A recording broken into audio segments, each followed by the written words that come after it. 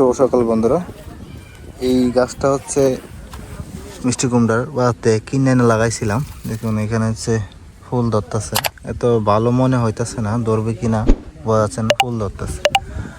আর এই পাশে যে চারাগুলো আছে, যে এখানে 5-7টা চারা আছে, এগুলোতে ছাই দেওয়া হয়েছে যাতে পোকা না ধরে। এগুলা আমাদের এলাকার বীজ লাগানো।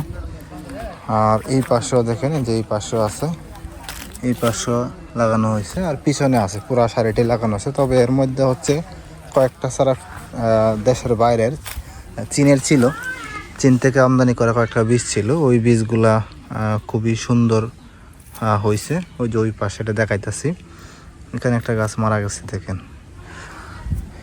এটা চীনের জাত হইল কি, এটা অনেক বড় জাত, মানে একটা 20 কেজি 30 কেজি পর্যন্ত হয় যে এই চারাগুলা। এখন হইলে পরে বোঝা যাবে আর কি।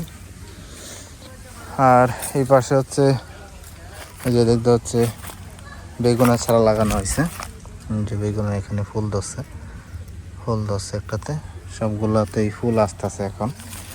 আর এই পাশে হয়েছে পুরোটা হচ্ছে নেট জাল দিয়ে বেড়া দেওয়া হয়েছে, কারণ মুরগি গিয়ে হয়েছে এগুলাতে নষ্ট করে দেয় বলতে ওদের পায়ে আশ্রয় পরে বীজগুলো তুলে ফেলে। এটা হচ্ছে আলো লাগানো হয়েছে। আর এই যে দেখুন, এটাতে এই বেগুনের সাথে কত সুন্দর একটা ফুল আছে। এগুলো হচ্ছে সাদা বেগুন। গোর পালং শাকগুলো দেখছো কত সুন্দর হয়ে যাচ্ছে। এটা হচ্ছে মূলার শাক। আর 1 সপ্তাহ পরের থেকে খাওয়া যাবে। যে মূলার শাক কত সুন্দর হয়েছে। আর পালং শাকগুলো তাদের এত সময় লাগে, এগুলার 2 থেকে 3 মাসের একটা সময় লাগে। প্রায় 15-20 দিন হয়ে গেছে লাগানো হয়েছে। এটা আরো হয়তো আর একটু সময় লাগবে। আসলে ওই দিকে যাই। আর ওই পাশে হচ্ছে ধানের খোলা করা হয়েছে। অঙ্কুর এইগুলো কি গাছ চিনি, এই যে এগুলা না মিষ্টি কুমড়া না তো, এগুলো তোমার হচ্ছে কোয়াশ লম্বা, তোমার মিষ্টি কুমড়ার মতো লম্বা হয় যে কোয়াশ। এখানে তোমার এই যে ফুল ধরতেছে, দেখো একটা গাছ দেখাই, এই যে এখানে ফুল আসতেছে, এখানে ফুল আসতেছে। সেগুলো তো অনেকগুলো লাগাইছিলাম, যেহেতু পানির কারণে মারা গেছে। ডাটাটা কেটে জানি ভাঙ্গা দিছে। এটা কোয়াশ, যাই হোক হইলে পরে তো দেখা যাবে। আর এই কাঠটা হচ্ছে গতকালকে কাটছে। আর এই জায়গাটা যেটা, এটাকে পুরাটা খোলা বানানো হবে। আর ওই পাশটা হচ্ছে বুড়ো ধানের জন্য বীজ ফলানো হবে। আর এখানে এই ধানটা, এটা কাঁথা দেখা যাচ্ছে। হ্যাঁ, এটা কাঁথা দেখার কারণ হয়েছে কি, এটা পরে লাগানো হয়েছে। কারণ এখানে হচ্ছে ধানের বীজ ফলানো হয়েছিল, এটা পরে লাগানো হয়েছে। আর এইগুলা যেগুলো আগে লাগানো হয়েছে, দেখুন এগুলো পাইকে গেছে। 1 সপ্তাহ পরের থেকে হচ্ছে অগ্রায়ণের যে ধান কাটা, এটা পুরাপুরি কাটা শুরু হয়ে যাবে। এবং পুরা মাঠ দেখেন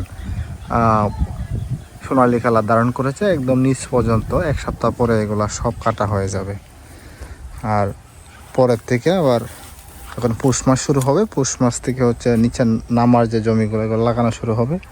এরপরের থেকে উপরেরগুলো লাগানো শুরু হবে। এই জন্য হচ্ছে বীজটা আগে ফলানো হইতেছে। আর এগুলো হচ্ছে গতকালকে এই যে জায়গাটা আছে, এই জায়গাটা যেটা বাড়ানো হয়েছে ধান, এগুলো হচ্ছে এখানে। আর ওই পাশে হচ্ছে দেখেন খড় রাখা হয়েছে আর কি, বাইরনের খড়, ওইটা আপনাদেরকে দেখাই। এগুলা কিন্তু এগুলো কি ধান কইতার নি না, পোলাও চাল।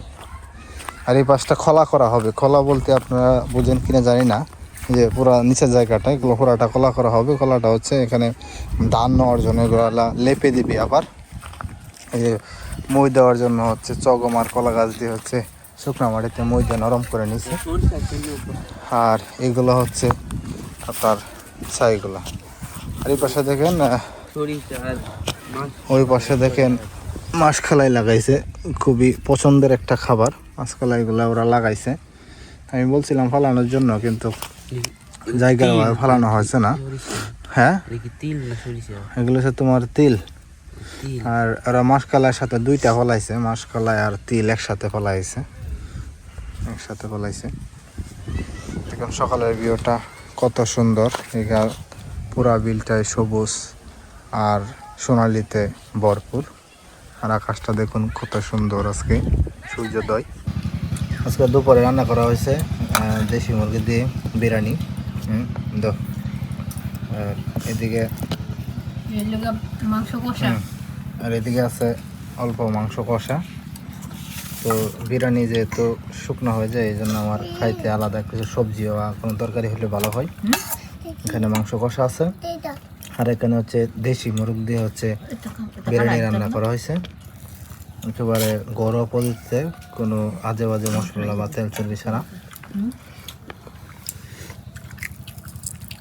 গুড় কেমন হয়েছে? নাও সালাদ। বিরিয়ানিটা যেমন গন্ধ বাড়ছে তেমন খাইতে অনেক স্বাদ লাগতেছে। যেমন খাই তো লেবু তো ঠিক আছে। তুমি যেটা খাইতে না এগুলি আমার একটু জল দো সেটার মধ্যে। খালি এগুলো কামড় করতেছে কি কামড়ে পড়া? দেখবে তো না এলাচ এলাচ লগালে গুলো দিতে এলাচ খাইতে পারো না তুমি? না খাইতে পারো না? এগুলি খাইতে পারে না তা লাগে কামড় করে দিতে লাগে না। এই যে।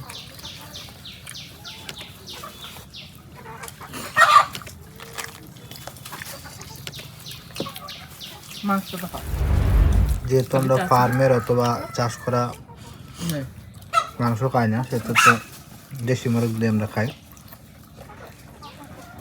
তো আজকে দুপুরে আইটেম শুধু একটাই, বিরিয়ানি। গুড় কেমন চলে? অনেক ভালো চলতেছে। ভালো বলতেছে না? আর কোনো কথা নাই। Yummy yummy. মাংসটা দেখেন কত সুন্দর সিদ্ধ হয়েছে। তো ধন্যবাদ সকলকে। আজকের মতো ভিডিওটা এই পর্যন্ত। সকলে ভালো থাকবেন।